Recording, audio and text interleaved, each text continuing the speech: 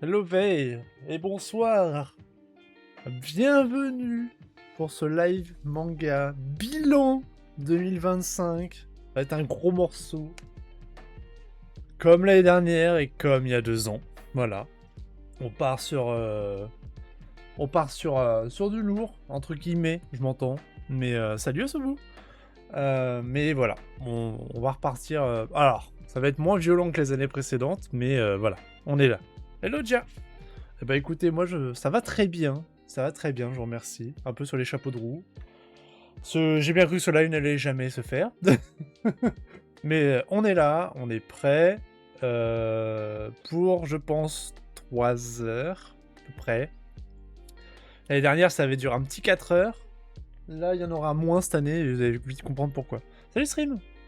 Bah, je vais pouvoir rebondir sur ça, sur toi, parce que tout simplement, je vais vous présenter déjà un petit peu comment on va faire ce soir, entre guillemets, pour présenter tous les titres. On va d'abord commencer par mes bonnes surprises. Alors, je vais pas forcément m'attarder sur mes bonnes surprises, mais en tout cas, ça va être des titres que j'ai apprécié lire cette année, et que je continuerai sûrement à lire cette année. Voilà. Ensuite, il y aura 3 one-shots que j'ai sélectionnés qui sont pas dans mon top 5, mais qui ont été vraiment chouettes et que je voulais mettre en avant. Voilà. Il y aura des douches froides au nombre de 3 également. Vous voyez un teasing avec le tome de Sanda, par exemple. Voilà. Et en seconde partie, on va dire d'émission, on va faire un focus déjà sur les top 5 de Stream et le top 5 également de Doc, qui m'ont donné sur le Discord. Où, du coup, j'ai vu des titres que je ne connaissais pas. Voilà. Désolé, j'ai eu un mois de janvier chaotique comme moi. T'inquiète, déjà, il n'y a aucun problème. Je blâme absolument personne. Moi, ce live n'a failli pas se faire. Tellement que le mois de janvier a été chaotique. Et qu'il est tout toujours chaotique. Donc il n'y a pas de souci. C'est voilà. Mais t'inquiète. Et à la fin, je ferai mon top 5 de 2024 qui volontairement je n'ai pas mis à jour parce que là c'est le top 5 de 2023 que vous voyez avec Jaya Dugar et Korek a été chiné. Donc pour garder la surprise jusqu'au bout. Mais avant, comme disait Asobu, petit récap de l'année pour ma part. Voilà, parce qu'il y a eu j'ai un petit bilan cette année. Alors, année beaucoup moins active, vous avez pu le remarquer, mais année active quand même, hein, faut dire ce qui est. L'année dernière, enfin 2023, j'avais fait 120 chroniques, 120 titres chroniqués. Là, je ne suis que à 88 chroniques. Voilà, que à 88 titres chroniqués, ce qui correspond à 22 lives sur le manga. Donc, qui est plutôt pas mal, je trouve. 200 mangas lus, qui est moitié moins que l'année dernière. L'année dernière, j'étais à 400. Mais l'année dernière, j'avais plus de temps. Là, cette année, j'ai eu moins de temps. Pourquoi ? Parce que j'ai fait 2 déménagements. Donc forcément, quand tu tapes 2 déménagements, bah concrètement, t'as 3 mois sans livre. Voilà. Où tu privilégies les romans. Ce que j'ai fait, du coup. Une trentaine de BD comics lus. Salut, Doc. Comment tu vas ? Du coup, une trentaine de BD comics lus pour ma part. Ce qui est peu par rapport aux années précédentes. Mais encore une fois, déménagement oblige. Et des découvertes sur le tard que je ne parlerai pas ce soir. J'ai découvert des titres comme Gun, que j'ai kiffé. Voilà, j'ai lu Gun Mars Chronicle, j'ai lu Last Order, j'ai lu les 3, et j'ai vraiment bien kiffé. J'ai lu Trillion Game, que je finirai, hein, vraiment cette série, j'aime beaucoup. J'ai lu également Sinners, qui était très chouette chez Reborn. J'ai découvert Demanda Modigliani, qui était vraiment un gros coup de... Enfin, qui est un gros coup de cœur, et que du coup, je suis deg de ne pas l'avoir découvert en temps et en heure. Et j'ai découvert également Les Fleurs du Passé, qui était chez Naban, du coup, et qui était vraiment chouette également. Et bah on va sans plus tarder attaquer, hein. On va attaquer le morceau. Parce que là, on a quand même quelques titres qui ont été pris. Alors j'en ai moins que d'habitude, hein. J'en ai moins que l'année dernière, mais quand même, j'ai eu quand même quelques titres que j'ai sélectionnés. En termes de bonnes surprises, je crois qu'on est sur plus d'une dizaine. Comme je disais, je vais pas forcément m'attarder sur les titres, mais je vais dire pourquoi je les ai sélectionnés en général. Donc, on commence par mes bonnes surprises. Voilà, tout simplement. Mes bonnes surprises. Donc, concrètement, ce sont toutes les nouveautés de 2025. Et j'insiste, normalement, je me suis pas trompé, j'ai pris que des nouveautés de 2025. sur lesquelles j'ai trouvé vraiment intéressantes un point ou un autre. Ça peut être aussi des rééditions, comme vous pouvez voir, il y a Hellsing. Voilà, il y a Hellsing. Que moi je découvre du coup, parce que j'avais jamais lu Hellsing à l'époque. Bref, on en reparlera en temps et en heure. Mais aussi, ça peut être des auteurs que, par exemple, j'ai découvert cette année, comme... Ah, plus découvert en tout cas cette année, comme Taiyo Matsumoto. Voilà. Alors, voilà. Tu vois, j'ai pré-shot la haine de Dr. Chips, qui, en plus de tout ça, m'a mis dans le top 5 des nouveautés 2025 une réédition d'un autre titre, que je ne dirai pas parce qu'on verra en temps et en heure. Mais comment te dire que c'est vraiment l'hôpital qui se fout de la charité. Le foutage de gueule est présent. Voilà, on va dire ça comme ça. Bref, c'est pas grave. C'est même plus ce que t'as mis. Moi, je sais ce que t'as mis. Mais je peux te dire que c'est une réédition. Bref. Donc, je vais commencer tranquillement par une de mes bonnes surprises de cette année qui est Tokyo ces jours-ci de Taiyo Matsumoto. Voilà. On va en parler juste après à Sobu, mais bien sûr, la fin du système, c'était chouette. C'était chouette. Taiyo Matsumoto, la chance qu'on a eue cette année, c'est que Kana nous a sorti les 3 tomes dans l'année. Voilà. Il a même plusieurs des rééditions. Oui, il a plusieurs des rééditions de ton titre en plus. Donc ouais, Tokyo ces jours-ci, moi j'ai beaucoup aimé le côté... Alors Taiyo Matsumoto, ceux qui connaissent pas, bon ça fait partie des grands noms quand même du manga, mais en France c'est plus du manga de niche, hein, faut dire ce qui est. C'est... Les plus connus c'est la Mer Béton et tout ça. Enfin ça reste des titres comme la Mer Béton, comme... voilà. Mais... c'est pas... je vais pas m'attarder forcément à chaque fois sur le travail de l'auteur parce que je chronique pas les titres. Mais en tout cas, Tokyo ces jours-ci, moi j'ai bien kiffé le côté relation, le mise en avant du directeur éditorial qui essaie de remonter sa boîte, le mec hyper taciturne et tout, j'ai trouvé ça vraiment chouette. Et bien sûr, je n'ai rien lu cette année, je rappelle que je ne sais pas lire. Oui, t'as pas lu la fin du système du coup. Mais non, mais tu l'as regardé en audio description. Voilà, t'inquiète, on a tous nos petites astuces dans la vie. Mais voilà pour ouais, Tokyo ces jours-ci, vraiment chouette. J'ai adoré les planches, tout simplement, de Matsumoto. C'est vraiment quelque chose, je trouve. Même si, bon, ça dépend des titres. Il y a des titres, c'est plus ou moins aléatoire, je trouve. Mais là, dans celui-là, c'était vraiment chouette. Donc, la thématique me parlait déjà, parce que je suis fan de Réimp. Donc là, quand t'as un titre de manga qui parle du travail éditorial, en général, moi, je plonge dedans, voir ce que ça donne. Et là, j'étais content, voilà. Oui, c'est le temps des tempêtes, bien sûr, bien sûr. Maintenant, c'est le journal d'un prisonnier. Mettez-vous à jour, s'il vous plaît. On parle pas de ça. Allez.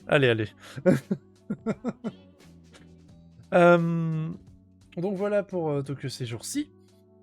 Prochain titre, je vais pas m'attarder longtemps dessus, parce que j'ai une bonne raison de pas m'attarder longtemps dessus. Sing Yesterday for Me. Réédition de Kaitume, l'autrice. For sure, c'est... Enfin, même ici, on n'y échappe pas. Hein. Ah, c'est une folie, ça. Bref. Sing Yesterday for Me, réédition. Paru chez Delcourt, collection Moonlight. Gros kiff pour ma part, vous savez, de Jimbocho Sisters de la même autrice, aux éditions Mangetsu. Forcément, j'ai envie de voir ce que fait l'autrice. J'ai également... Il y avait aussi la série sur les chroniques architecturales. Du coup, je l'ai pas forcément mise parce que du coup, un seul titre, j'ai trouvé ça un peu léger pour me donner un avis. Bah oui, je l'ai lu en 2025, il est sorti en 2025. Bah oui, je l'ai lu du coup à ce bout. Oui, voilà, Maoromi, chronique architecturale, je le vois de là. Mais ouais, le dos marron m'aide pas à le lire de là. Oui, il y a 2 tomes, j'en ai lu qu'un seul. Moi, j'en ai lu qu'un seul de Maoromi. Mais voilà. Donc, c'est pour ça, j'y vais tranquille. Je prends mon temps sur le travail de Kaitume, perso. Autant il y a des titres où je sais que je vais vraiment adhérer, autant il y a des titres où je sais pas sur quel pied danser. Sing Yesterday for Me, pour ma part, j'ai lu les 3 premiers tomes, je ne suis pas à jour, mais ça n'empêche que ça a été une très bonne surprise.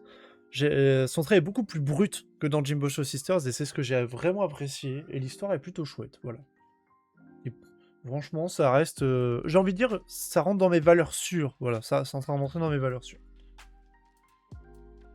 Une autre bonne surprise, et qui là, c'était une reco. Alors, je sais plus de qui, parce que c'était en début d'année 2025. Je crois que c'était soit Srim, soit Jia. Stardust Family. Série terminée en 2 tomes chez Vega Dupuis. C'est sorti en février, je crois, ou janvier-février 2025. Un gros coup de cœur à l'époque. Il a failli finir dans le top 5, pour ma part.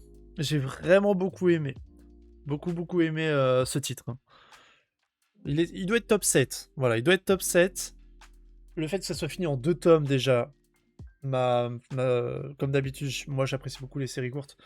Là, c'est bien scénarisé en 2 tomes, avec une ellipse à la fin qui est intéressante, voilà, qui n'est pas là pour rien, avec une fin ouverte, et que j'ai beaucoup apprécié également.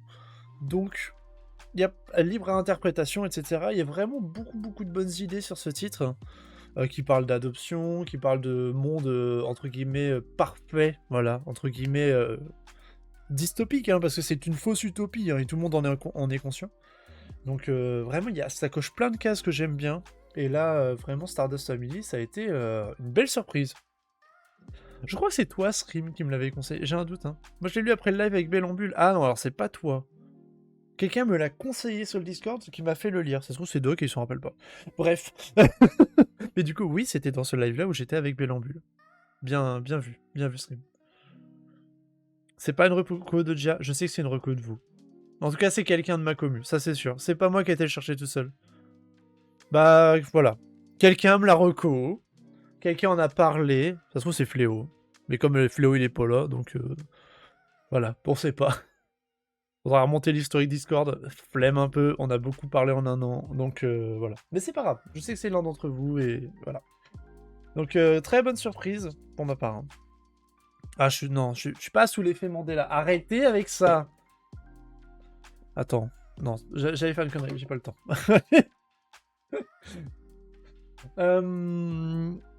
Voilà pour Stardust Family. Alors désolé, je vais un peu vite, mais comme vous en doutez, il y a un petit peu de monde, donc forcément j'ai un rythme un peu plus soutenu que d'habitude, mais ce qui n'empêche pas que je vous le dis, vous inquiétez pas. Autre bonne surprise. Alors, obligé de m'arrêter sur le travail de Tsang Tseng. Baby.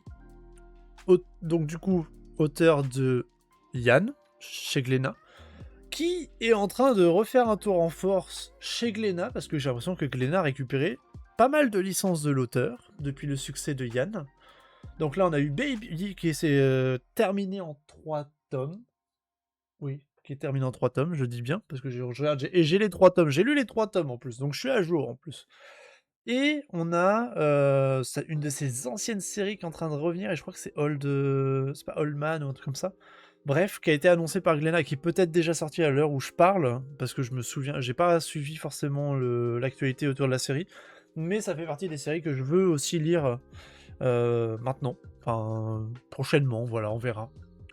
Et que je finisse Yann aussi, tout simplement, parce que je l'ai toujours pas fini. Donc voilà, ça c'était chouette, Baby, hein. Après, l'histoire peut être un peu nébuleuse par moments, mais l'univers qui a été mis en place, bien SF, bien post-apo comme j'aime, avec des androïdes dans tous les sens qui se tabassent sur la tronche, moi c'est toujours ma cam. Hein. Voilà, hein, ça fait... Franchement, je suis client, donc moi voilà. Je sais que j'ai vraiment apprécié. Pas de soucis sur Baby. Prochain titre. Alors, certains diront que j'ai triché, coucou Doc, mais pour moi, c'est une réelle nouveauté parce que j'avais jamais lu tout simplement Hellsing. J'avais jamais vu le travail de Kota Hirano en cours en fait. Et quand tu découvres Hellsing, tu pointes là-dedans, tu fais waouh, dans quoi j'arrive. Ouais, je comprends pourquoi ça a été un... Tricher c'est mal, ouais, mais l'assumer c'est mieux. Allez, j'ai pas triché, hein. Moi, c'est une nouveauté pour moi, techniquement.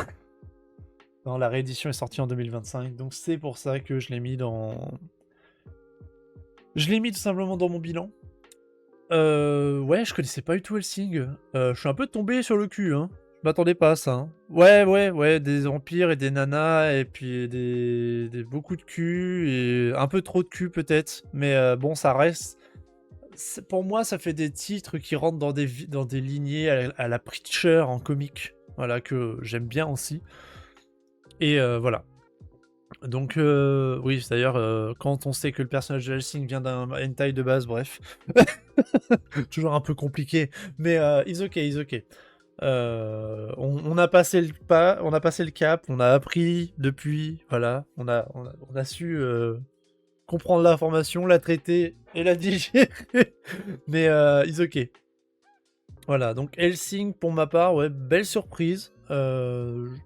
J'achèterai lentement parce que j'ai que 2 tomes. Je sais qu'il y en a 3 ou 4 qui sont sortis. J'achèterai lentement la série parce que c'est quand même cher, voilà, je trouve, pour ce que c'est. C'est un bel objet, mais voilà, c'est Delcourt qui est derrière. On sait comment Delcourt ça fonctionne pour les éditions un peu rigides. Les prix sont un peu élevés, mais voilà. Est-ce que... Non, je vais pas m'engager dans cette pente glissante, si tu vois ce que je veux dire, à Somu. Et j'insiste sur le glissant, bien évidemment. Tout ça à cause d'une savonnette. Bref. Tiens, Somu, tu vas pouvoir parler. Allez, je te laisse parler. C'est pour toi. La fin du système chez Delcourt. Oui, heureusement que c'est pas très long, Hellsing. La réédition, en tout cas. La fin du système chez Delcourt également. D'ailleurs, pas mal de titres chez Delcourt, hein, je me surprends. C'est l'histoire d'un canard, ouais, ok. Qui s'assoit sur les fesses, non, qui respire par les fesses, pardon. Bref, on va arrêter. La fin du système. Alors, pour ma part, ça a été une petite claque. Je l'ai pris par surprise. Et qui, bah, pour ma part, a été une bonne surprise avec le professeur Camo. C'est vraiment cours du manomanique du professeur Camo, avec son assistante qui lui sert un petit peu d'excuses. Mais ça fait vraiment partie de ces titres. Alors, je suis en ce moment, en plus, à l'époque, je lisais en même temps Trillion Game qui était à côté, un petit peu dans les mêmes lignées où c'est des titres très portés sur le capitalisme, très portés sur l'économie de marché, choses comme ça. Et surtout, comment tricher sur le marché, comment essayer soit de se faire de l'argent pour Trillion Game, soit punir ceux qui veulent tricher et punir les arnaqueurs, punir tout ça, toutes ces personnes-là, mais de manière totalement légale dans la fin du système, que j'ai trouvé vraiment intéressante. Bien sûr, c'est de la fiction. Voilà. Ce silence en dit long, mais voilà. Moi, j'ai beaucoup aimé l'arrière game, alors quand j'ai vu ça, j'étais en mode let's go. Oui. 12 tomes au Japon en cours, ouais. Par contre, on s'engage sur quelque chose de plutôt long. Mais comme c'est des histoires... c'est un petit peu... comment dire, hein. Il y a un léger fil rouge, mais on n'est clairement pas sur un gros fil rouge, je trouve. Et comme c'est des histoires qui s'enchaînent, entre guillemets, des petites histoires sur 2-3 chapitres, pas plus, avec une espèce d'enquête et on va dire plutôt une personne qui se fait avoir ou une personne qui demande de l'aide, Camo qui fait son truc en mode vas-y, je vous laisse gérer, je vais faire un tour, et il va s'infiltrer, et puis il enquête, il trouve un moyen, et ensuite ça se dénoue, tu vois. Tout en faisant pas mal de petits gags de temps en temps. Franchement, la manière dont c'est tourné, je trouve vraiment ça bien. Ouais, comme tu dis, Asobu, ça se lit bien et c'est très léger. Oui, c'est pour un titre qui parle d'économie et qui parle de capitalisme, qui parle de détournement d'argent, qui parle d'arnaque financière, etc. C'est étrangement léger. Hein. Ouais, c'était très chouette. Hein. C'est mon top 6. Hein. Si jamais top 7 c'était Stardust, top 6 c'est lui. Hein. Il a failli top 5. Hein. Oui, sans être naïf, parce que du coup, Camo, il fait genre il est naïf, mais pas du tout en fait. Non, franchement, c'est chouette. Et comme tu dis, en plus, il y a une morale, entre guillemets, qui s'en sort à chaque fois de chaque titre, en mode faites attention, faites pas n'importe quoi. Bah, typiquement, ça parle de pyramide de Ponzi, ça parle de ce genre de choses, tu vois. Qui, même si tu n'as pas les bases comme moi, parce que moi j'y connais pas grand chose plus que ça, bah, c'est quand même facilement compréhensible. Et ça, c'est vraiment un tour de force, hein. C'est pas lourdingue, quoi. Comme tu dis, c'est léger. Et c'est surprenamment léger. Donc, très bonne surprise. Très bonne surprise pour moi, du coup, pour la fin du système. Et j'ai hâte de lire la suite, tout simplement. Je sais que je ne suis pas à jour, mais par contre, ça fait partie de ces titres que bah, je garderai, je lirai sûrement jusqu'au bout. Voilà. Titre suivant. Alors, complètement une autre ambiance. Shelter of Love aux éditions Kata. Ria Ruga, encore une fois, cette autrice qui arrive à m'emmener dans ces univers, on va dire, toujours un petit... enfin, toujours dur, il faut dire ce qu'il est. Mais avec... c'est vraiment une... Voilà, c'est beaucoup moins léger, hein, totalement, hein, comme tu dis, Stream. Mais elle arrive à aborder des thématiques sociétales qui sont vraiment ouf de son point de vue, je trouve. Et j'ai lu que les 2 premiers tomes. Mais rien que ça, j'étais en mode, vas-y, ça fait partie encore une fois de ces titres que... Alors, que peut-être que j'accroche un chouïa moins que ces titres précédents, hein, parce que Perfect World, pour moi, reste... Tout est dans le nom. Perfect World, pour moi, il est parfait, voilà. Il a ses défauts, hein, mais je sais que je suis dans le déni. Mais Perfect World fait partie de ces titres que vraiment j'idolâtre. Pas loin, hein, parce que pour moi, à partir du moment où je dis que c'est un titre d'utilité publique, c'est pas pour rien. Shelter of Love a pour l'instant cette capacité à aller chercher ce genre de titre, mais pour l'instant, peine un peu plus. Voilà, on va dire ça comme ça. Mais ça reste quand même un titre qui est hyper important. Ceux qui connaissent pas Shelter of Love, ça parle d'enfants placés, voilà, dans des orphelinats. Et avec 2 enfants, 2 ados, du coup, entre elle et lui, qui s'entendent très bien, qui se considèrent comme frères et sœurs, voire peut-être un peu plus, on sait pas, dans cet orphelinat, qui sont là depuis longtemps, qui s'entraident entre eux et qui ont tous les deux subi malheureusement des sévices de la part de leurs familles respectives, et d'où le fait qu'ils sont placés en orphelinat. Et qui ont tous les deux des traumatismes, comme toutes les personnes dans ces lieux, tout simplement. Et... Enfin, tout simplement. Non, pas tout simplement, justement. Et du coup, ça fait partie de ces titres que j'ai trouvé très très intéressant. On sent qu'ils ont besoin d'être l'un avec l'autre parce que c'est un petit peu leur zone de sûreté l'un pour l'autre, tout simplement. Mais en même temps, ils sont tous les deux en mode, faut qu'on se détache, faut qu'on arrive à grandir, faut qu'on arrive à ne plus être ensemble parce on va bientôt être adulte. Et adulte, on pourra plus être ensemble et on en est conscient. Voilà. Donc, très très beau titre. Très... Pas à mettre dans toutes les mains, mais très beau titre. Voilà. À voir ce qu'il va donner comme d'habitude par la suite. Mais là, moi personnellement, j'ai une confiance complètement aveugle sur cette autrice. Donc je sais très bien que on va y aller dans... Pas forcément dans le bon sens, mais en tout cas avec des péripéties qui seront peut-être pas forcément positives. Mais en tout cas, on va aller dans une bonne histoire, avec une finalité, avec beaucoup de morale, avec beaucoup de messages aussi, qui vont être véhiculés. Ça va être très très chouette. Voilà. Voilà, on va avoir un gros changement d'ambiance, je vous le dis tout de suite. Bonne surprise de l'année. Alors, je l'attendais pas. Ça fait partie des lectures au pif. Voilà. J'en ai 2 qui arrivent, des lectures au pif. Ça a été un peu des choix au pif. Je me suis dit, Moscou 2160.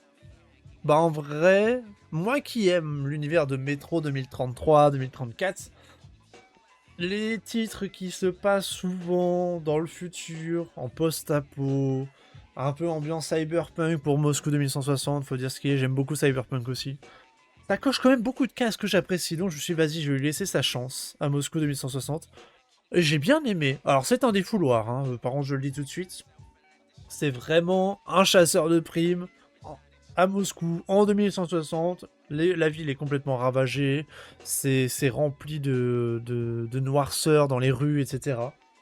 Et il a une fameuse relation amoureuse avec une fameuse égérie, voilà. Mais pour aller voir cette égérie, il doit la payer pour avoir genre 1 heure avec elle ou un truc comme ça. Il a contracté une espèce de dette, voilà. Il aime les trucs pas légers. Il pèse ses mangas avant de les lire. Ah vu mon top 1 cette année, oui, je vais pouvoir te dire que je le pèse et qu'il est plutôt lourd. Allez. Mais ouais, bonne surprise. Kurokawa qui m'a vraiment une bonne surprise, tout simplement. Je m'y attendais pas, j'ai bien kiffé. Voilà, je vais voir la suite, tout simplement. J'ai pas encore lu le tome 2, hein, pour être franc. Mais ça reste quand même fait partie des titres où je suis content d'avoir lu un titre comme ça. J'en trouve pas tout le temps des titres de cet acabit, donc je suis content. Voilà. Je pèse mes mots.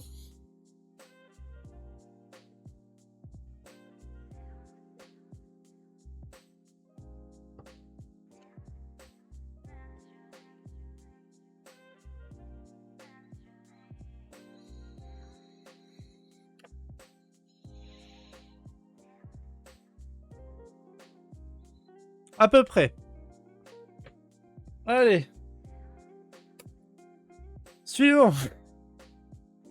Je kiffe les pèses. Non, mais j'aime pas ça. Voilà. J'en connais qui aiment ça, moi je... Bah. Pas mon truc. Mais c'est un autre débat. Prochain titre. Et du coup, qui est ma dernière bonne surprise, hein, déjà, j'ai envie de dire, mais voilà. Ma dernière bonne surprise de cette année, c'est Ruri Dragon. Il paraît, je ne l'attendais pas. Je suis très très content d'avoir tenté le titre. J'avais peu d'attentes dessus, faut dire ce qui est. Ce qui m'a encouragé à le lire, c'est que c'est Glénat qui est derrière. Et en général, Glénat, je trouve que ça, c'est devenu un éditeur... Enfin, je suis peut-être biaisé sur ça, mais je trouve que Glénat, la majorité des titres, je dis bien la majorité, il y a toujours des choses qui me correspondent pas. En tout cas, Glénat, je trouve que plein de titres qui sortent sont vraiment intéressants. Voilà. J'avais pas entendu parler, ça avait fait un peu de bruit au Japon. Non, j'en ai très peu entendu parler. En tout cas, en France, j'avais entendu parce qu'il y avait quand même pas mal de com, tu vois, dessus. Mais au Japon, enfin, je suis pas beaucoup l'actualité des sorties japonaises. Donc non, je l'avais pas capté. Hein. Salut Fléau, comment va? Donc ouais, Ruri Dragon, voilà. Je voulais, je peut-être plus tard sur les méga sages. On est toujours sages comme des images, toi-même tu sais. À plus tard, à ce bout. N'hésite pas à repasser, on sera là jusqu'à un bon 20h, je pense. Mais oui, Ruri Dragon, Ruri Dragon. L'histoire de cette jeune fille qui est... sa mère est humaine, son père est dragon. On sait pas comment ils ont fait un enfant, on veut pas savoir, bref. Ça parle de métamorphose quand même, donc voilà. Mais tout ça pour dire, trêve de plaisanterie, le titre est beaucoup plus intéressant que ça. Il me fait beaucoup penser dans un sens à un Freaky Girls. Voilà. C'est pour ça que j'aime bien. Il y a vraiment ce titre qui est vraiment... qui émane des choses positives. Qui est très calme, plutôt posé. Mais qui, en même temps, est intelligent. On a une problématique, Ruri débloque un pouvoir, elle n'arrive pas à le gérer, elle crache du feu par exemple. Sa mère, elle est pas en mode waouh, tu craches du feu, pas dis donc ma fille, qu'est-ce que t'as grandi. Non, pas du tout. Sa mère, elle est en mode bon, on va voir ce qu'on va faire, je préviens l'école, on va voir, essayer de travailler ton pouvoir parce qu'on veut pas que ça devienne un problème pour ton entourage. Et je trouve ça vraiment chouette, voilà, d'avoir ce genre de réaction avec un personnage comme Ruri qui est une adolescente comme tout le monde, entre guillemets. Il cherche à être comme tout le monde, et qui, de son côté, elle est un petit peu en mode ouais, je fais ce que je peux avec mes pouvoirs. Je sais que je les contrôle pas, mais je vais essayer de faire de mon mieux pour les contrôler, parce que je sais que sinon je vais perdre tout mon quotidien, et j'ai pas envie de le perdre. Donc vraiment, c'est chouette. Je trouve le titre vraiment chouette. Et comme je disais, vraiment, j'ai une vibe à la Freaky Girls, que c'est un titre que j'adore, et vous le savez très bien. Donc franchement, ouais. Ouais, c'est Ruri attaque lance-flamme, mais il y a pas que ça. Ruri, elle fait Fatal Foudre aussi, hein. Attention, ça rigole pas, hein. Non, Ruri, c'est un Pokémon, mais plus, quoi. Celui-là est Baby, faut que tu testes. Bah, en vrai, Baby, si t'as aimé Yann, moi, je pense que tu vas aimer déjà. Baby, pour moi, y a pas trop de soucis. Si t'as aimé Yann, tu peux foncer, tout simplement. Et celui-ci, bah, c'est vrai que ça fait partie de ces types qui sont plus légers pour Ruri Dragon, mais que je trouve qu'ils sont vraiment chouettes dans l'ensemble. Et d'ailleurs, ouais, j'avais une des grosses planches là qu'ils avaient donné aussi pour la sortie du tome 2, je crois. Mais non, dans l'ensemble, ça reste quand même de très bonnes surprises, voilà. Donc ça, c'était un peu toutes mes bonnes surprises pour 2025, donc au nombre de... j'en ai combien? Ouais, j'en ai 10. 10, quoi. Ça se lit bien? Ouais, ça se lit super bien, Ruri Dragon. J'en ai une dizaine. Ce qui est pas énorme, voilà, par rapport à d'autres années, mais je sais pas. La gamine moitié dragon, elle a les soucis physiques, genre tellement forte physiquement qu'elle doit faire gaffe de pas arracher les bras. Non, pas encore. Elle a découvert des pouvoirs. Du coup, là, pour l'instant, à ce que je me souviens, actuellement, c'est le feu, la foudre, et il y en a un troisième, mais je me souviens plus lequel. Mais en fait, elle a pas d'aile, elle a pas de super force. Elle a une constitution particulière, mais par exemple, comme elle est humaine, Bah, quand elle crache du feu, elle lui a dit fais attention parce que si tu craches trop du feu, t'as une gorge qui est humaine. Bon, t'as du sang de dragon, mais t'as une gorge qui est humaine. Donc du coup, tu risques de te brûler la gorge quand tu fais ça. Donc faut que tu la travailles pour protéger ta gorge pour qu'elle s'habitue à la chaleur. Voilà, c'est ce genre de choses où je trouve le processus qui est intéressant. Oui, elle a les cornes, oui. Elle a les cornes, bien sûr. Mais ça, les cornes, elle les a depuis longtemps. Et après, comme dit sa mère, bah, on sait pas comment tu vas évoluer. Ça se trouve, tu vas évoluer en dragon, mais on sait pas. Pour l'instant, bah, t'as les cornes, t'as le souffle, elle a les crocs. Voilà, elle a les petits crocs aussi. Mais, et elle a les yeux. En vrai, les yeux, ça se voit un peu quand même. Mais bon, tout le monde lui dit oh, trop cool, tu portes des lentilles. Non, c'est pas des lentilles. En bref. Non, c'est chouette comme titre. Maintenant qu'on a parlé, on a abordé les bonnes surprises, bah vous vous doutez bien qu'il y a tout simplement le revers de la médaille, l'envers du décor, tout ça, tout ça. Il y a des titres que je n'ai j'avais des attentes dessus en 2025 et que je n'ai pas apprécié pour X ou Y raison, ou en tout cas qui m'ont déçu. Voilà, je vais pas dire que j'ai pas apprécié des fois, il y en a certains qui m'ont déçu. Est-ce que vous avez déjà des titres qui vous ont déçu? Genre vous aviez une hype de ouf et là, vous l'avez lu, vous étiez en mode... Je sais pas. Revient intéressant. Somu, ça devient intéressant.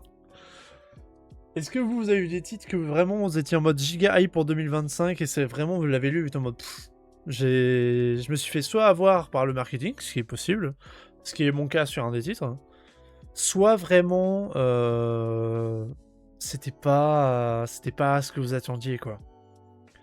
Après ça peut être des lectures full random aussi. Bon, j'ai juste on essaye de rester dans les nouveautés 2025, voilà, parce que sinon j'ai plein de titres dans lesquels j'ai été déçu et que j'ai pas continué. Ouais, voilà, bah du coup, l'ère des cristaux, qui est un ancien titre, oui. Après, chacun ses goûts, hein. L'ère des cristaux, je sais qu'il y en a... C'est tout ou rien, en général, hein. Je sais que c'est tout ou rien, en général.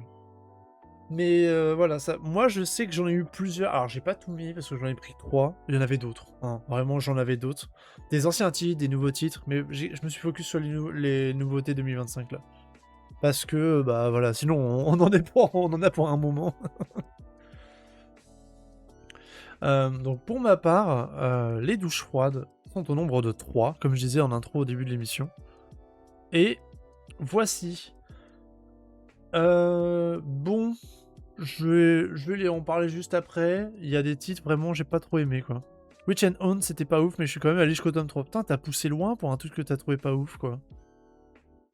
Ben ouais. Pas de douche froide dans nouveauté 2025? Bah c'est impeccable du coup. En vrai, franchement, c'est tout ce qu'on peut espérer. Hein. C'est tout ce qu'on peut espérer. Moi, comme je disais, j'en ai 3. Je vais commencer par le premier qui est la plus grosse douche froide. Et quand je dis grosse douche froide, c'est vraiment grosse douche froide. Hein. C'est Indigo. Alors, vous avez peut-être pas suivi un petit peu, parce que celui-là, ça fait un moment que je l'ai traité. Voilà. Pour Witch and Hunt, t'avais toujours un petit truc en fin de tome qui disait tiens, la suite pourrait être intéressant. Bah, ils sont forts pour faire les plot twists, quoi. Pour faire du teasing, mais bon. Ouais, tant pis, hein. C'est comme ça. Après, c'est le jeu. Hein. Indigo, qui était un titre qui est sorti en one-shot aux éditions Paquet. Alors, Paquet déjà en manga. J'ai envie de dire, il n'y a pas un paquet de manga, un gros paquet de manga qui est sorti en France. Hein. Désolé pour la vanne, mais au bout d'un moment, faut la faire. Faut crever l'abcès, comme ça on n'en parle plus. Ouais, Indigo, ça fait partie de ces titres. Alors, moi je pense qu'il y a eu un délire de l'auteur avec son frère, ils sont tapés un délire en dessin scénario, ils ont fait leur kiff. Je sais pas du tout ce qui s'est passé. Pour ma part, ça a été une grosse déception. C'était juste beau. Une histoire incompréhensible, des effilements de pages qui étaient pas logiques. Pourtant, j'en ai lu des romans graphiques et je peux vous assurer qu'il peut rentrer dans la case roman graphique sans aucun problème. J'en ai lu des romans graphiques SF un petit peu, pas dire perché, mais je m'entends. Et là, non, c'était pas bien. Hein. C'était pas bien. Moi, j'ai trouvé que c'était pas bien. Après, voilà, ce n'est que mon point de vue. J'ai regardé quand même quelques notations en ligne et à chaque fois, ça tourne entre 2,5 et 3. Et sur 5. Donc, tout juste la moyenne. Moi, je mets la moyenne, quoi. Je mets pas plus. Je mets la moyenne parce que c'est beau. Voilà, graphiquement, c'est chouette. Mais je trouve que le scénario, il tient pas. Voilà.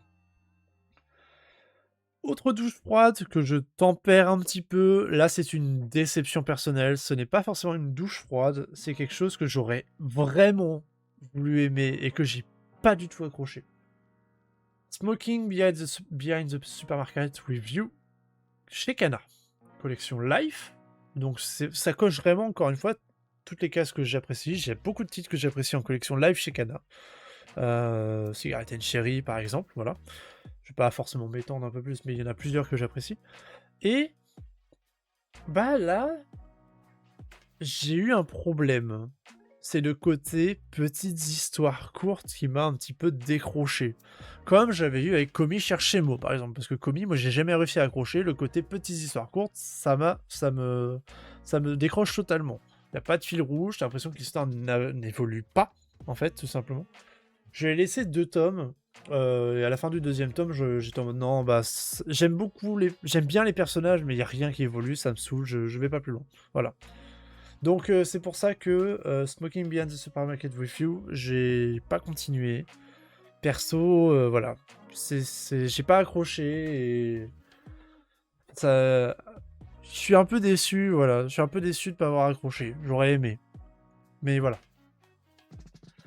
Et le dernier, alors là, c'est peut-être ma plus grosse déception de l'année, parce que j'avais beaucoup d'attentes, mais en même temps, je savais que ça allait pas bien se passer, je le sentais pas.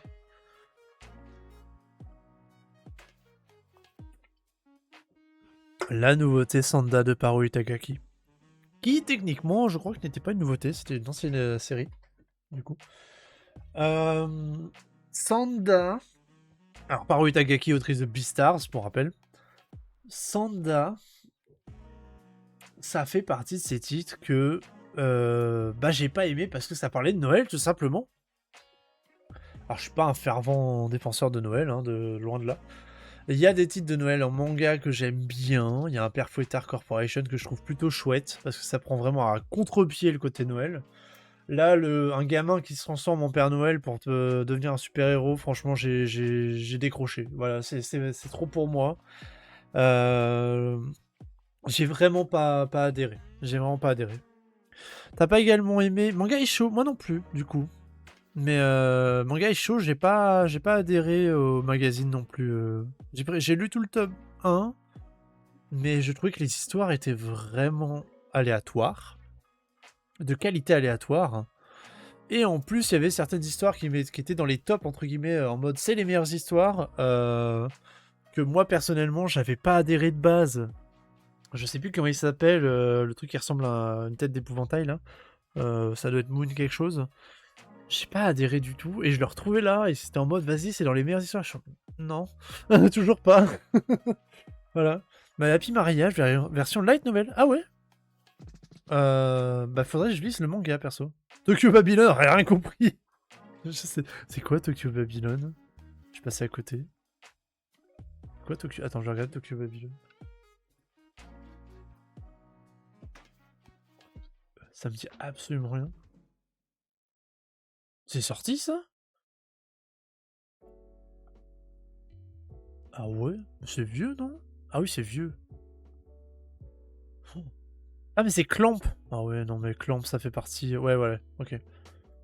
Ça fait partie des séries peut-être... Oui, c'est une réédition, mais c'est pas grave. Mais ok.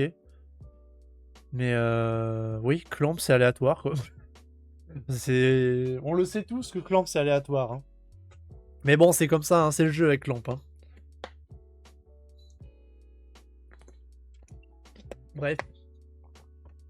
Donc voilà pour ma part, pour mes trois douches froides qui ont été Sanda, Smoking Behind the Supermarket Review, qui est putain, dur à dire en plus, et Indigo. Par contre, on va revenir un peu, parce que j'ai fait une petite sélection de 3 one-shots que j'ai beaucoup appréciés. Bon, il y en a un que j'ai moins apprécié que les 2 autres. Je vais commencer par lui de toute manière, et je clôturerai par les 2 one-shots que j'ai beaucoup appréciés cette année, qui sont encore une fois des nouveautés 2025, je précise, hein, parce que des one-shots, j'en ai lu une pelletée cette année, mais il n'y en a pas beaucoup qui étaient 2025, il y a beaucoup de choses que j'ai rattrapées, ou que j'ai trouvé d'occasion, des choses comme ça, donc forcément, je vais pas m'y attarder. One shot. Donc je les mets toujours à part parce que je trouve que c'est toujours bien de les classifier à part les one shots parce que t'as souvent typiquement un Yashirojima où c'est 3 histoires courtes, enfin 3 nouvelles, c'est inclassifiable avec les autres séries je trouve. Donc c'est pour ça que je le mets bien à part. Donc dans mes bonnes surprises de l'année, concrètement, dans mon top, bah c'est pas un top 3, celui-là c'est pas un top, mais voilà, vous comprenez l'idée. Mes 3 sélections, bah du coup, je vais commencer par celui que j'ai le moins apprécié des 3, mais qui était quand même une bonne surprise. C'est Yusaku Crépuscule de Yaro Abe. Yaro Abe, c'est l'auteur de La Cantine de Minuit. Déjà, La Cantine de Minuit, moi j'aime beaucoup.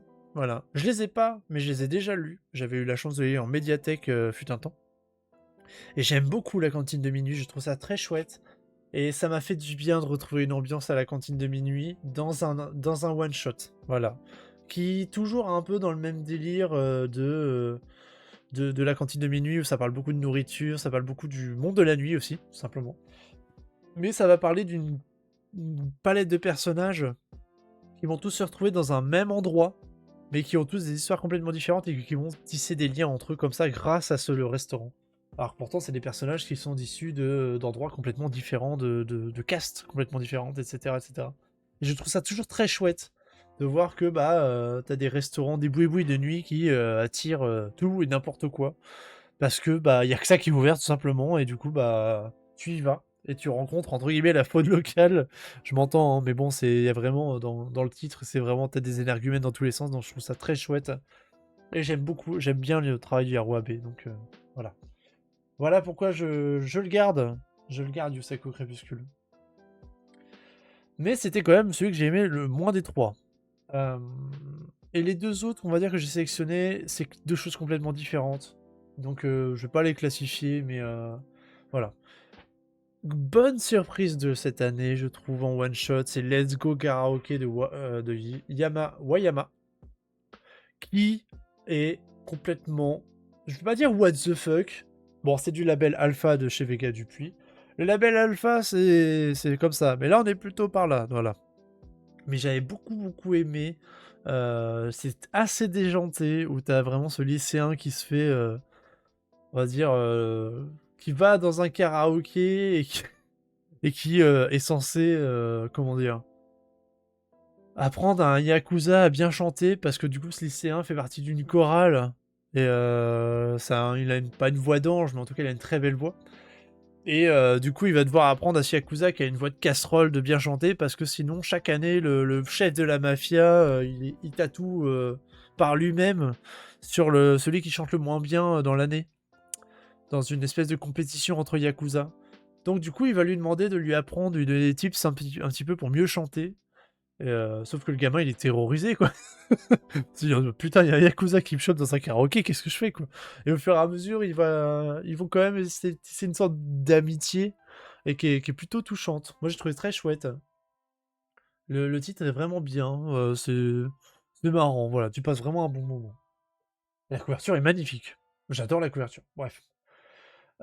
Et peut-être mon préféré des 3, je pense, c'est quand même Yashirojima, La forêt des rêves perdus. Alors, il y a plusieurs histoires dans Yashirojima. Moi, j'en retiens une majoritairement, et celle qu'on voit sur la couverture, ça parle des tatoueurs au Japon. Mais ça parle des tatoueurs avec l'ancienne technique de tatouage, avec l'ancrage direct sous la peau, directement, où tu mets avec une espèce d'aiguille en bois, quoi. C'est pas du tout le tatouage moderne, c'est vraiment à l'ancienne, que à l'époque, c'était pour certaines castes, et ensuite c'est devenu un peu les signatures des Yakuza, de se faire tatouer comme ça. Mais fut un temps, c'était surtout des artisans, c'était des gens du peuple en fait qui se faisaient tatouer, et une caste également, donc c'est hyper intéressant. J'ai mal rien d'y penser. Ouais, il n'y a pas trop la douleur qui est représentée, là on est plutôt sur le côté historique de la chose, et je trouvais très chouette. Et il y a également d'autres histoires, ça parle du folklore en général, ça va parler, enfin voilà. Ça parle un petit peu de tout. Moi c'est vraiment cette histoire avec les tatoueurs que j'ai vraiment retenu et que j'ai trouvé vraiment passionnante. Donc, et encore une fois, on est au label Alpha chez Vega Dupuis. Voilà, comme quoi. Ça a été mes deux belles surprises cette année. En tout cas, en termes de one-shot. Donc voici pour mes one-shots. Et Il reste la dernière catégorie qui va être mon top 5. Donc, mais avant, on va s'attarder sur vos top 5. Donc, on a 2 top 5 cette année. On a le top 5 de Stream et on a le top 5 de Doc. Donc, qui est un petit peu la sélection de la commu, comme j'aime à l'appeler.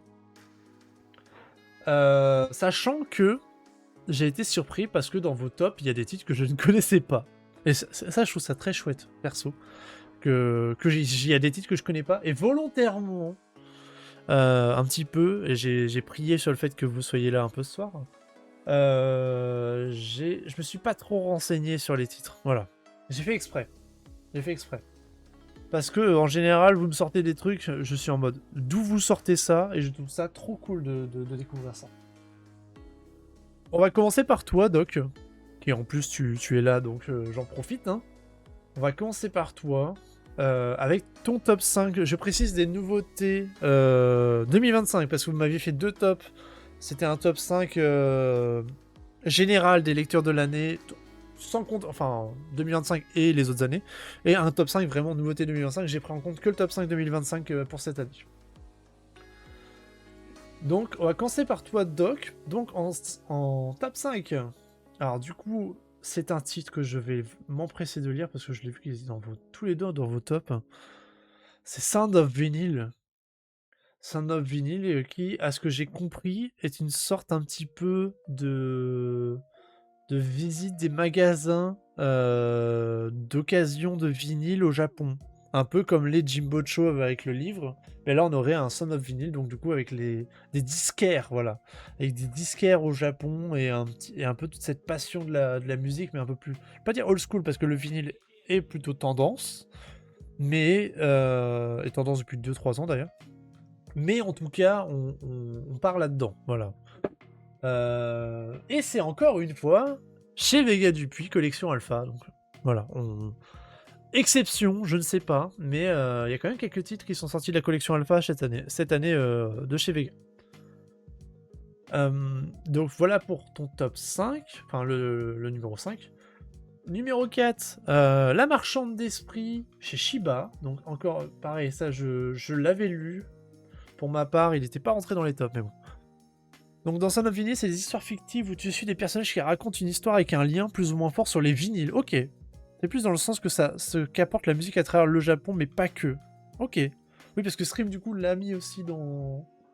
Ouais, tu l'as mis aussi dans ton top... Ah, peut-être pas dans le top 5. Je vais voir après, parce que j'ai un doute. Mais il me semble que Sound of Vinyl, il y est présent 2 fois dans vos tops. Donc rien que pour ça, ça me donne envie de le lire. Et j'ai prévu de le lire, de toute façon. Le Marchand d'Esprit, c'est surtout parce que ça avait une ressemblance avec Spirit Seekers. C'est vrai. Et alors moi j'ai lu que le tome 1 de Spirit Seekers. Toi-même tu sais. Mais du coup la Marchande d'Esprit, oui, c'est une petite vibe. Voilà, je trouve ça une petite vibe. Je l'ai trouvé un petit peu plus sanglant peut-être. Parce que par rapport à un Spirit Seekers. Mais ça reste chouette. Ça reste chouette. Où la Marchande d'Esprit de mémoire... c'est quelqu'un qui essaie de retrouver son corps qui a été disséminé un peu partout dans le monde, enfin dans le Japon quoi, et qui essaie de retrouver des morceaux pour reconstituer son corps et retrouver sa puissance. Si je ne m'abuse, voilà. Ça fait un petit peu comment il s'appelle, grosse grosse différence, mais un peu Osiris quoi, dans la mythologie égyptienne. Voilà, c'est ça, elle recherche les morceaux du corps de son maître. Pardon, c'est pas le sien, c'est les morceaux du corps de son maître. Voilà. Récupérer son maître et récupérer sa pleine puissance. Mais oui, ça fait un petit peu penser à Osiris, dont son corps a été disséminé à travers tout l'Égypte, quoi. Je dis pas de bêtises, hein, c'est bien Osiris. Hein. Oh, j'ai un vieux doute. À chaque fois, j'ai des doutes. Bref. Top 3, bon. On va... Il a pas de triche, mais pas loin. Réédition de Pandora Hearts. Voilà. Avec Dororo, peut-être. C'est peut-être... Bon, après, on a dans plusieurs pays, à mon avis, ça existe ce genre de choses. Bon, on va pas s'attarder sur Pandora. C'est une réédition. T'es très content d'avoir ta réédition. Je suis d'accord. J'ai fait la mec Helsing. Voilà. Est-ce que c'était une découverte, du coup, ou c'était une relecture, Doc, pour Pandora Hearts? Je suis curieux. Je suis très curieux. Je me pose la question, du coup. Ouais, la réédition est magnifique, oui. Ah, par contre, là, il y a rien à dire. Il y a rien à dire, la réédition est sublime. Hein. Et agréablement surpris de voir ça. Hein. Découverte totale, c'est pour ça que ça arrive dans le top. Ok, ok. Bah, comme moi et Kelsing, quoi, en fait. Hein. Du coup, t'as le même feeling. T'as vraiment le même feeling que moi, donc... chouette. C'est bien. C'est bien de pouvoir découvrir des titres un peu sur le tard, comme ça, grâce aux rééditions. En même temps, ça sert à ça. Alors, Pandora Hearts... Moi, je vais pas pouvoir le pitcher. Je vais clairement pas pouvoir le pitcher. J'ai des vagues souvenirs de l'époque de j'avais maté un anime, mais que ça remontait il y a trop longtemps. Vraiment, ça remonte il y a trop longtemps. Je vais pas pouvoir le pitcher.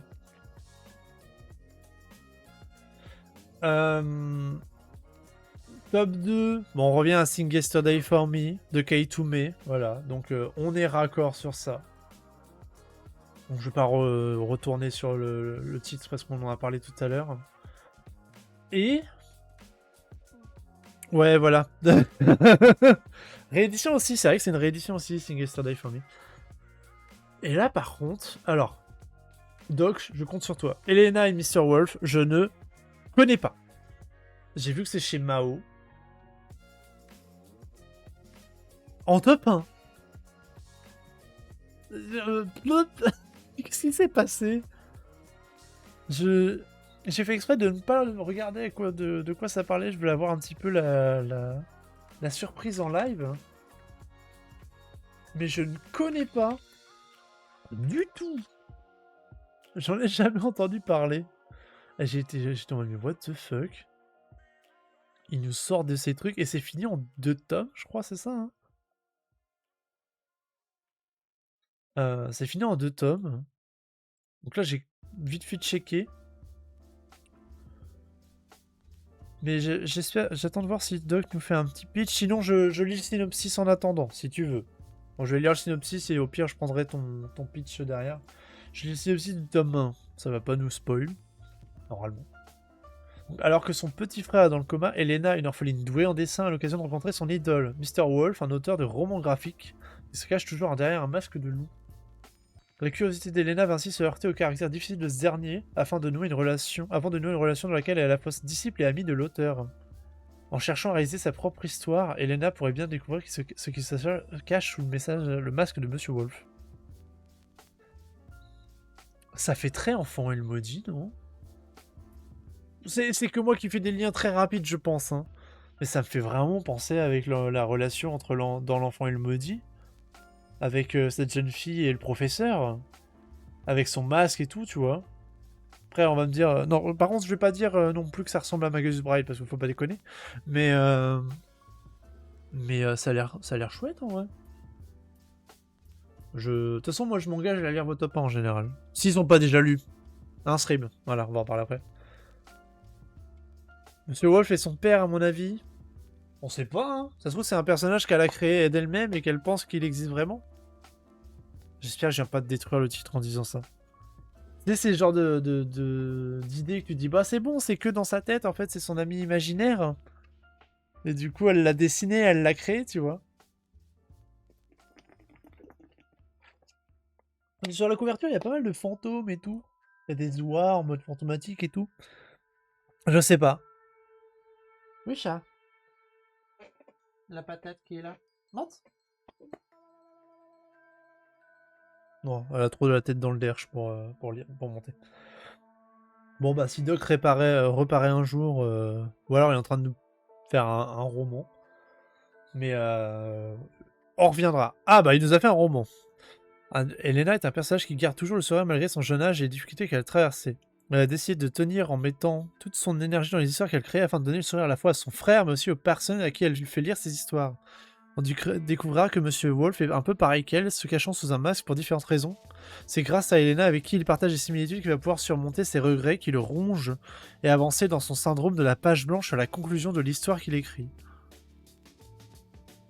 Ok. Ça a l'air chouette en vrai. Donc en gros, ils vont s'entraider un petit peu tous les deux pour tous les deux subvenir à leur fin. mais de manière plutôt positive à ce que je vois.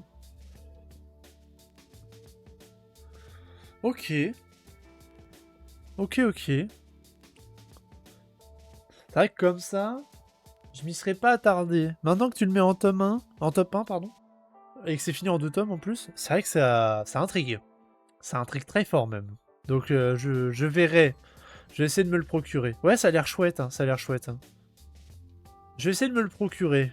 Si je me le procure, je t'en ferai un... J'en ferai peut-être une chronique où je ferai... je t'enverrai un message, ça c'est sûr. Je vais pas trop en dire, mais ouais, leur rencontre va les faire évoluer tous les deux pour franchir leurs regrets. Ok. Ok, ok, ok. Ok. On s'attarde pas plus. C'est bien de l'utiliser comme ça. Et du coup, top 5 de Stream. Stream qui, pareil, m'a sorti un titre que perso je ne connaissais pas. Si tu arrives à le trouver, prends le collector, il y a de belles illustrations. Ok, je vais voir. Je vais voir si je peux le trouver. Top 5 avec Doxred. Alors Doxred, je l'avais juste vu passer. C'est le mec qui a fait Golden Kamuy, non? Ça se voit un peu au dessin, je pense. C'est pas la nouvelle série de Golden Kamuy? Enfin, de l'auteur Golden Kamuy. Alors si c'est... J'ai lu vite fait le synopsis. Ouais, c'est ça. Hein. J'ai lu vite fait le synopsis. J'étais en mode... Oh, ça a l'air très très drôle. Ça a l'air très très barré. J'ai très envie de le lire du coup. À ce que j'ai compris dans les grandes lignes, c'est un mec qui faisait du patinage artistique de quasiment professionnel et qui du coup suite à on va dire à une erreur commise en plein show et entre guillemets à une sorte de ras-le-bol par rapport à sa mère qui lui dicte tout et bah du coup il décide de tout plaquer et il se fait un petit peu mettre au placard et il va aller dans une espèce d'endroit où bah, il n'y a pas de patinage qui est mis en avant mais il y a du hockey sur glace et lui il considère ça vraiment comme un monde de brutes. Et bah du coup, pour devenir populaire, enfin tout le monde et tous les joueurs de hockey sur glace sont sont des stars dans son école. Et il va essayer de, à ce que j'ai compris, de devenir une sorte de star de son école, mais voilà, il va rencontrer dans le vif du sujet, quoi. Ouais, c'est ça, ok. Je l'ai lu hier, je crois, le synopsis, et le synopsis m'a marqué quand même. J'étais en mode, ouais, ça a l'air fandard, parce qu'en plus, tu sais que c'est le mec de Golden Kamuy. Ça doit être. Est-ce que c'est genre très poussé sur l'humour ou pas du tout? Parce que moi je pense que ça va être poussé sur l'humour. Mais ça a l'air marrant. Ça a l'air marrant, tu vois. Ça va prendre le contre-pied d'une discipline qui est en plus. Enfin, en tout cas pour le patinage sur glace, ce qui est très très strict. C'est très poussé. Ok, c'est très poussé sur l'humour. Ok. Bon, Golden Kamuy quoi. Ok, je vais voir. Je vais essayer de me choper le tome 1 pour au moins me faire un avis perso dessus. Donc on retourne sur Son of Vinyl. Bon, du coup celui-là, voilà, on s'y attarde pas plus. Vous l'avez tous les deux dans votre top 5. J'avais prévu de le lire, même si c'est un titre porté sur sur la musique. Mais est-ce que je comprends bah, c'est plus des passionnés de musique que de la musique en elle-même. Donc ça va être une ambiance un petit peu plus... comment dire, l'impact, voilà, comme vous disiez tout à l'heure, l'impact du vinyle sur le Japon. Ça va être très intéressant à regarder. Top 3 pour ta part. Donc, L'Auberge des Saisons Perdues aux éditions Naban, du coup, que j'avais bien apprécié, que je vous avais chroniqué à l'époque, et qui était plutôt chouette, voilà, qui... Ça fait partie des titres où, par contre, c'est dur de se rappeler un petit peu. Je me souviens majoritairement que c'est des âmes errantes qui arrivent et qui essayent de trouver le repos d'une manière ou d'une autre dans cette auberge, avec une espèce de frontière entre la vie et la mort de mémoire. Mais voilà, je m'en souviens pas plus que ça, pour être franc. Alors que je l'ai lu cette année. Mais bon, on va dire il y a eu de l'eau qui a coulé sur les ponts depuis. Et j'avais beaucoup aimé aussi. Voilà. Après, je l'avais pas mis plus haut parce que je crois que j'ai pas lu la suite. Et du coup, j'attendais la suite pour pouvoir me donner un avis plus costaud. Voilà. Plus construit. Je me retourne, mais attends.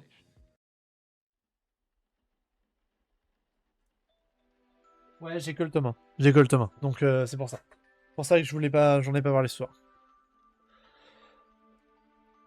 Donc, top 2 pour Stream. Ouais, ça fait bien en 3 tomes, ouais, c'est ça. Ok, merci Stream pour la confirmation. De là, je sais plus à force. Top 2 de Stream. Du coup, Colori Coloré Creare de l'autrice de Aria, The Masterpiece, et de Amanchu, sa nouvelle série.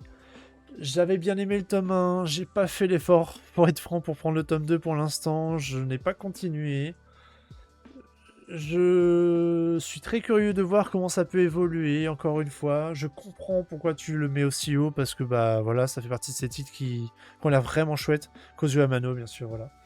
Et qu'on ne présente plus en tout cas sur cette chaîne, parce que bon, au bout d'un moment, vu comment je fais de la propagande sur Aria et que je suis pas le seul à le faire, au bout d'un moment, vous allez la connaître, merde. Donc voilà. Et ton top 1, qui rentre en adéquation avec mon top 5, qui est Les Nations du Soleil Sanglant. Et qui a d'ailleurs, pour information, Totem nous a montré que il allait avoir une adaptation en anime prévue pour l'année prochaine. Alors, mais là, il y a chaque tome quasiment sur tout le dernier. Ah ouais, sur Colori Creare. Ok. Ok, j'aurais pas cru.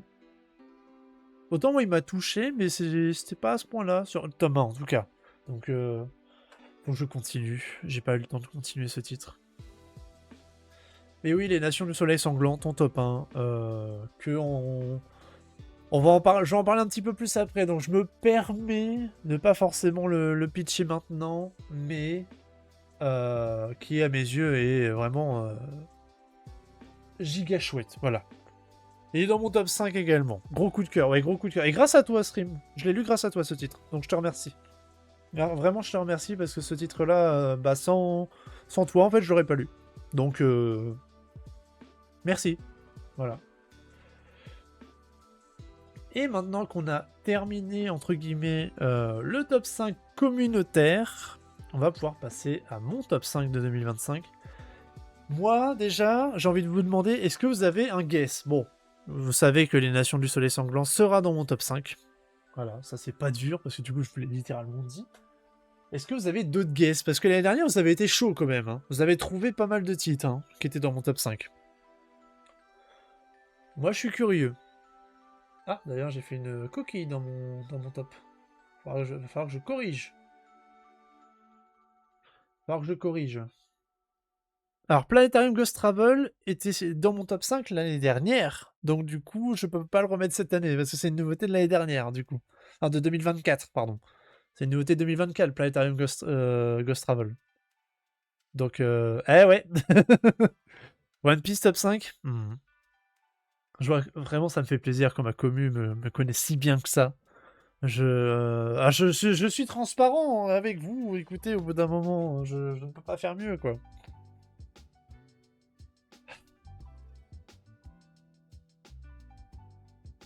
T'es fier? Par contre, j'ai fait une coquille dans mon top 5. Attendez, hop, je corrige ça. Et je vous reprends tout de suite, parce que là, ça va tout casser. Du coup, c'était comme ça. J'ai pas compris pourquoi ça m'a fait ça. Ok, on est bon. Alors, pas de guess du coup. Bon, bah tant mieux, hein. Moi, dans un sens, ça me va, hein. C'est que je ne suis pas si transparent que ça. L'année dernière, quand même, vous aviez trouvé directement Korea Qualité Chiné et Planetary Ghost Travel. Il n'y aura pas de titre de Noémé dans ton top 5. Qu'est-ce qui te fait dire ça, hein? Tiens. Possiblement, il est vrai. Ah, ils ont quand même vachement rattrapé leur rythme. Hein. Mais bon, là, cette année, quoi. Top 5. Alors, Mangetsu. On est chez Mangetsu. Et Mangetsu, j'ai pas lu grand-chose chez eux. Et non, ce n'est pas Maoromi, je le dis tout de suite. Top 5, c'est Swinging Dragon and Tiger Boogie. À ma grande surprise, c'est un titre que j'ai... Le titre du pif, voilà. Déjà, à l'époque, quand je l'ai chroniqué, ça faisait partie des titres que j'ai pris au pif. Et que, perso, le tome 1, je l'ai trouvé vraiment chouette. Voilà. Je n'ai pas lu encore la suite, mais il m'a laissé une très grosse impression. Je ne sais pas comment ça va se tourner dans la suite, mais j'étais obligé de le mettre aussi haut parce que franchement, c'est le côté Japon historique que j'ai trouvé vraiment chouette. Le Japon d'après-guerre, c'est un genre que j'apprécie, voilà. Et là, avec l'ambiance musicale, avec la contrebasse, avec des groupes qui se montent à l'arrache comme ça, que tout le monde essaye un petit peu de vivre sa vie comme ils peuvent, sous occupation américaine. J'ai trouvé ça vraiment intéressant en termes de plein de points. Et graphiquement, j'aime beaucoup. Voilà. Je pense en avoir un dans le top 5. Oui, t'en as un dans le top 5, Doc. Du coup, t'as bien gain. Donc, voilà. Le petit Swinging Dragon and Tiger Boogie. Du coup, en Japon, sous occupation américaine, qui tâche de se reconstruire, tout ça, tout ça. J'ai vraiment, vraiment beaucoup aimé. Voilà. Et oui, bien vu pour Glenn. Donc, top 4. Les Nations du Soleil Sanglant. Alors, c'était très dur pour moi. J'aurais voulu le mettre plus haut, mais il y a des titres qui m'ont... Il y a des titres qui m'ont marqué d'autant plus. Donc, compliqué de le mettre plus haut. Et il est ex-aequo avec le prochain. Hein, et c'est un top 3 ex-aequo pour moi. Dans ma tête, c'est ça. Les Nations du Soleil Sanglant. Gros coup de cœur, simplement. Voilà. Aux éditions Akata qui ont sorti ce titre de je ne sais où, qui ne correspond pas à leur catalogue, mais bon Dieu, mais continue à faire ce genre de choses, Akata, par pitié. Je ne peux que adorer ce genre de titre, perso. On est sur un titre, je vais vite fait le pitcher parce que du coup, c'est aussi un coup de cœur de Stream, et c'est aussi dans ton top 5, à juste titre, voilà. On est dans une espèce d'Uchronie où le Japon, dans une timelapse différente de la nôtre, aurait éclaté en 3 nations suite à différents problèmes géopolitiques, aussi climatiques, enfin suite à beaucoup de problèmes. Salut la Dolly, comment va?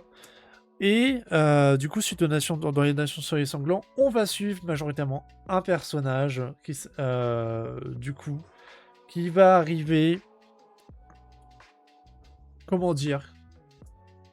C'est une grosse histoire de vengeance, hein, faut dire ce qui est très intelligent, qui pourtant occupe un poste qui est forcément très intéressant, et qui, suite à un acte de violence gratuite, hein, faut dire ce qui est, perd un être qui lui est cher, et du coup va se dire, il va se remémorer les paroles de son être qui est cher et qui lui disait le pays, le seul moyen que le pays remonte, c'est d'être réunifié. Et il va réfléchir à comment réunifier le pays. Et pour réunifier le pays, d'abord, il va devoir changer absolument tout dans le pays. Donc il va essayer de faire ça de manière le plus intelligent possible, de manière géopolitique, en jouant sur les traités, en jouant sur les droits, sur les lois, etc.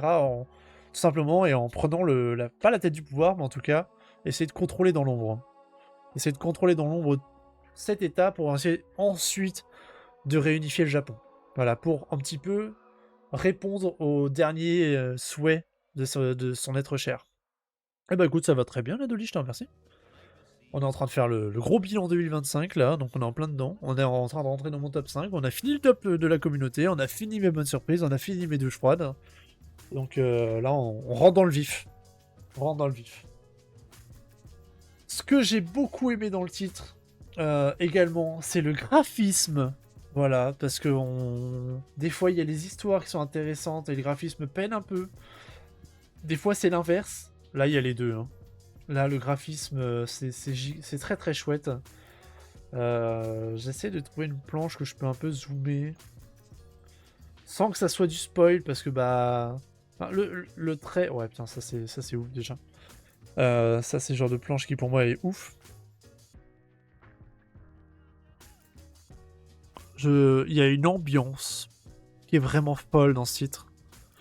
Ah, dans certains moments en tout cas. Enfin, voilà. C'est une planche parmi tant d'autres. Mais voilà. Gros kiff. Encore une fois, merci Stream pour la découverte.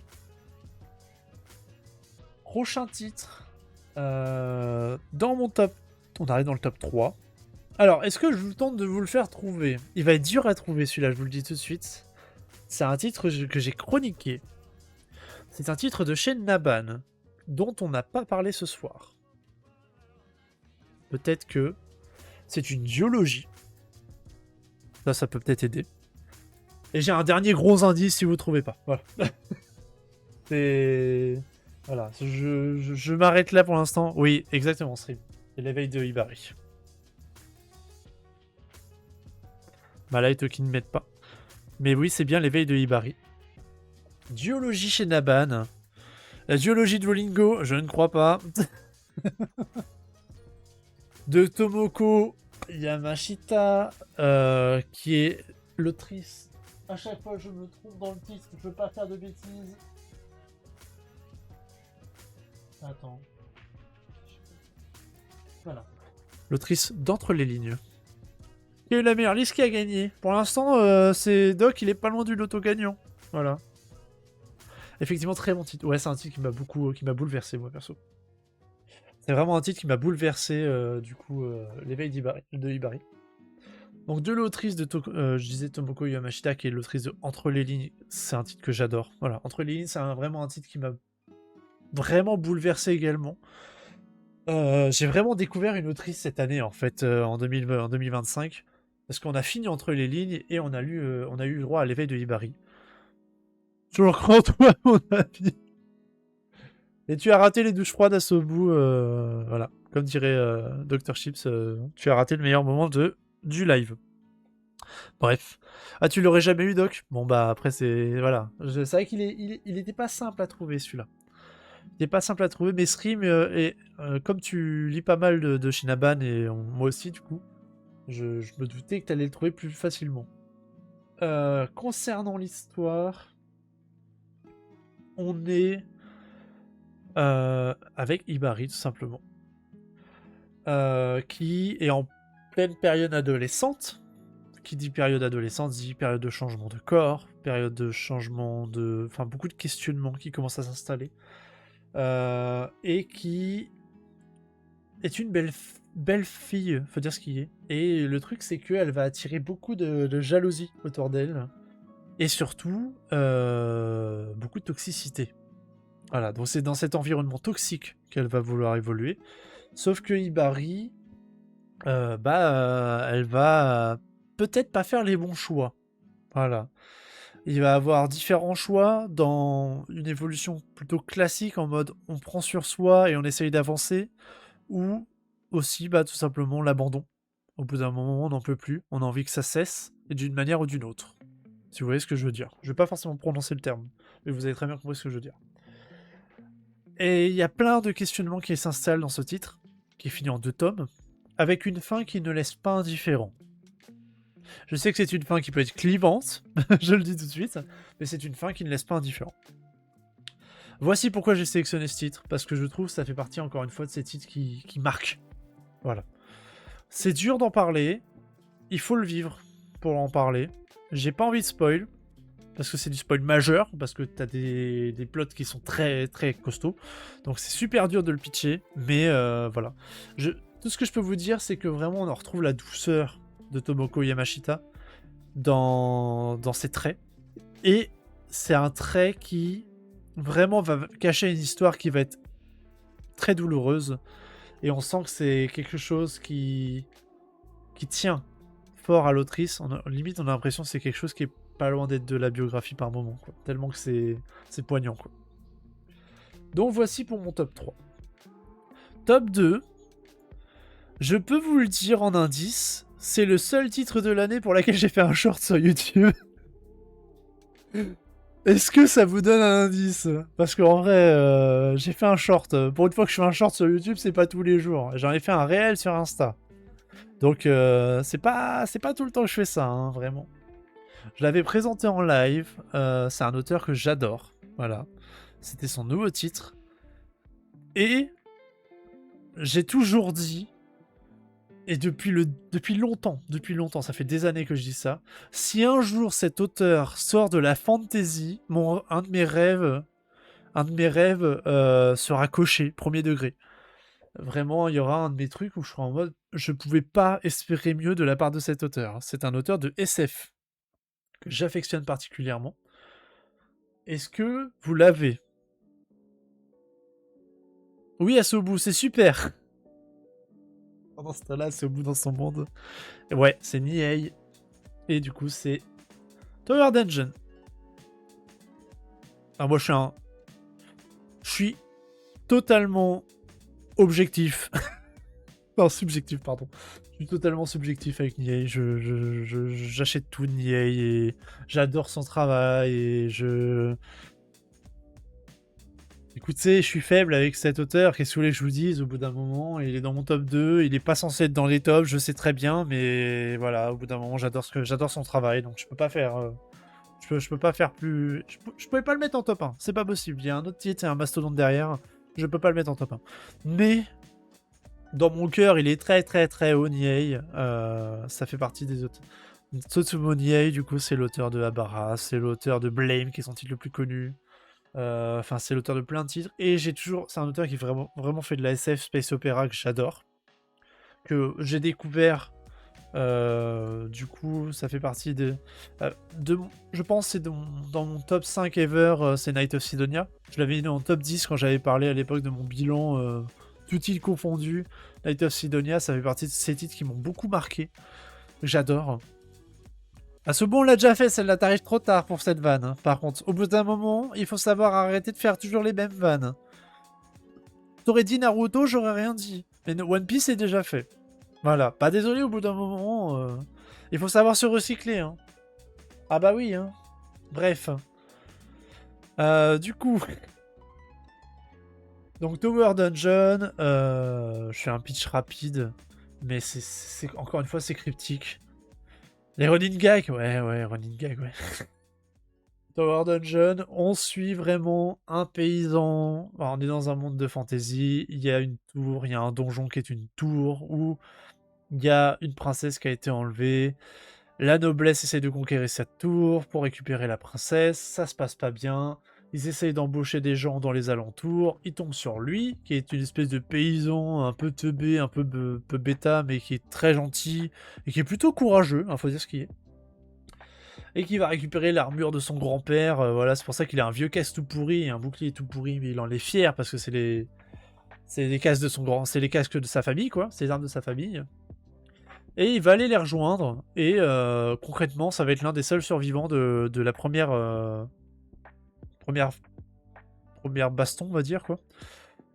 Et c'est grâce à ça que du coup, il va être intégré dans une espèce de troupe d'élite composée d'un archer, de lui en tant que guerrier et d'une mage, qui sont littéralement les trois troufions pas trop graves, c'est pas trop grave s'ils crèvent dans le donjon, de toute façon, on a mieux qu'eux, qui vont essayer de tenter d'aller sauver par eux-mêmes la princesse. Concrètement, ils sont relégués juste parce que la noblesse les aime pas, quoi. Voilà. Ils embêteront personne s'ils meurent. Et on va essayer de voir leur progression. Voilà, tout simplement. Dans ce donjon, parsemé d'innombrables créatures, immondicités, immondicités, oui, j'y viens. Et tout ça, tout ça.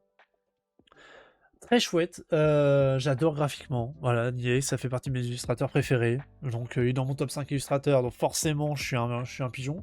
Je suis d'autant plus un pigeon, je vais dire, arrêtez de dire pigeon, mais un client que j'ai acheté bien sûr l'édition collector, voilà. Il y a le tome 2 qui est sorti l'édition collector également, que j'ai possède. J'adore cette série, j'adore cet auteur, bref. Je ne m'attarde pas plus sur le sujet. Mais si vous avez l'occasion, quand même, essayez de lire un peu le travail de Niei, que je vous recommande pas forcément de commencer par un Blame, que je trouve qui est le plus chaotique, mais commencez par un Bioméga, qui est plutôt chouette, voilà. Qui est plutôt chouette. Et plus facile d'accès, déjà. Non, je ne roucoulerai pas. Farah, roucoule pour moi, s'il te plaît. Tu veux pas roucouler un peu, là? Roucoule? Non? Tu veux pas roucouler? Non, d'accord, j'aurais essayé. Bref. Et du coup, Doc l'a eu tout à l'heure, mon top 1, qui commence à... Voilà, vous en doutiez. J'en ai parlé il n'y a pas si longtemps que ça, mais mon top 1, il m'a énormément marqué ce titre. Je n'ai pas lu encore le tome 3, voilà, je suis pas à jour, mais rien que les premiers tomes ont tellement été impactants que voilà, ça fait partie des œuvres qui vraiment vont me marquer à vie par contre ce titre-là. Gain aux pieds nus, du coup, de Keiji Nakazawa. Je suspecte le chat de pas être un vrai pigeon. Farah, si elle entend un pigeon, elle attaque. Non, elle regarde tel pigeon. Nuance. Elle ne l'attaque pas, elle le regarde. Elle l'observe. Elle dit qu'est-ce que c'est que ça? Voilà, Gain pieds nus. Top 1 de mon bilan 2025. Juste par pitié, lisez-le. Je sais que c'est un titre qui peut être dur. Vraiment, c'est un titre qui est dur à lire. C'est un titre qui, pour ceux qui connaissent pas, c'est un monument, voilà. Et c'est une réédition en plus, comme dirait Doc. J'ai mis une réédition dans mon top, mais ça fait genre 10 ans qu'on n'a pas eu d'édition à peu près potable. Ça fait on avait un éditeur qui faisait n'importe quoi avec cette licence, mais qui s'appelait Vertige. Et là, on a un éditeur qui l'a ressorti, qui s'appelle le Tripod, qui n'est pas un éditeur de manga, et j'insiste là-dessus, c'est pas un éditeur de manga, le Tripod, c'est un éditeur de romans. Et le Tripod nous a fait une édition vraiment absolument magnifique, avec une préface de Art Spiegelman, qui est l'auteur de Maus, donc qui est un roman graphique qui parle quand même des camps de concentration et d'extermination pendant la Seconde Guerre mondiale.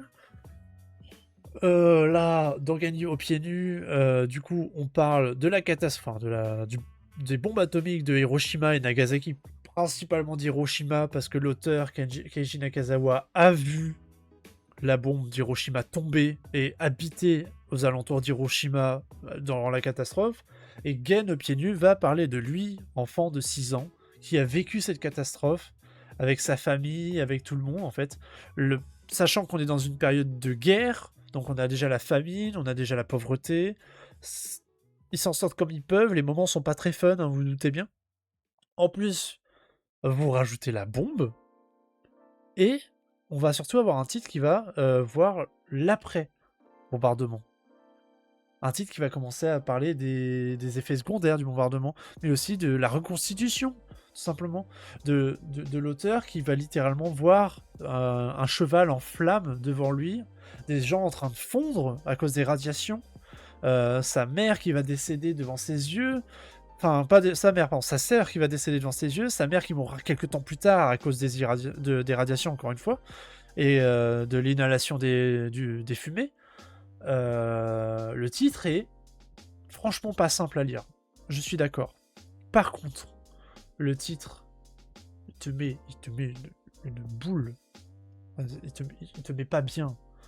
Mais le titre, il est extrêmement important à lire en termes de devoir de mémoire, déjà. Et vraiment, c'est... Voilà. Comme tu dis à ce bout, c'est très dur. C'est vraiment dur comme titre. Mais c'est essentiel que ça existe. C'est essentiel. C'est comme si vous avez l'occasion de lire le roman graphique La Bombe. C'est le même principe. Ça fait partie de ces titres qui sont absolument essentiels. Et quand vous les lisez, et vous comprenez pourquoi ils sont essentiels, d'autant plus. Donc vraiment, je vous recommande. Je sais que c'est pas un titre à mettre dans toutes les mains, mais je vous le recommande.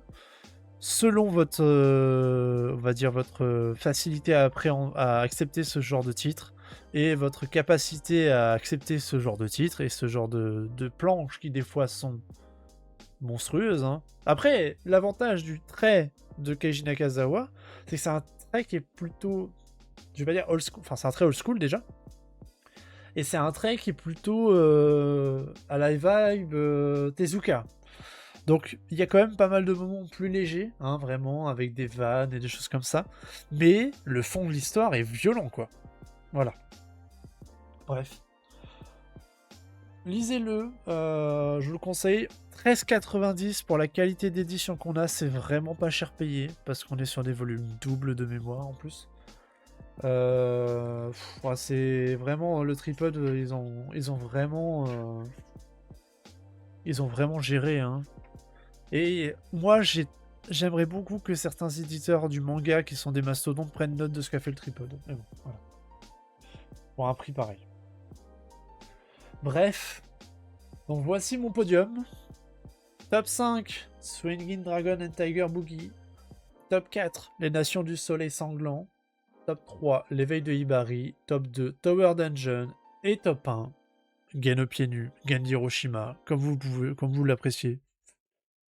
Voici mon top. pour cette année 2025.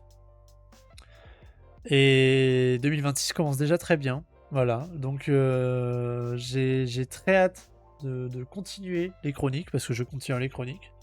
Au moins une par mois, soyez-en sûrs. Voilà, je serai toujours présent, il n'y a pas de souci. Très hâte de pouvoir vous présenter de nouveaux titres et très très content d'avoir passé cette année avec vous, encore une fois. Et d'avoir pu échanger avec vous également aussi. Parce que bah sans échange comme on fait actuellement, bah ça serait quand même vachement moins fun. Et puis voilà quoi. Merci à vous, tout simplement. Merci à vous pour cette année super chouette de 2025 et on y retourne pour 2026.